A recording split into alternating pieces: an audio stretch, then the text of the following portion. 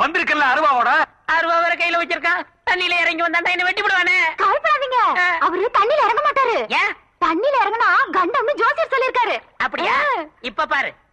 டேய் தடியா, இங்க வாடா. தைரியம் இருந்தா வாடா, தைரியம் இருந்தா வாடா. என்னது? நான் தண்ணிக்குள்ள போறவா? மாட்டேன், நீ வாடா வழியா. டேய், என் காதலிக்கு சோ போட போறேன், கண்ணால ரசிச்சுக்க. கண்ணு நீ திரும்ப கண்டு. ஆஹா, என்ன மேனி, என்ன மேனி. டேய், அவன் என் வருகால பொண்டாட்டுடா, விட்டுறா. டேய், பள்ளிங்க மாதிரியா இருக்கடா. ஐயோ, அவன் எங்கெல்லாம் சோப் போடுறானே.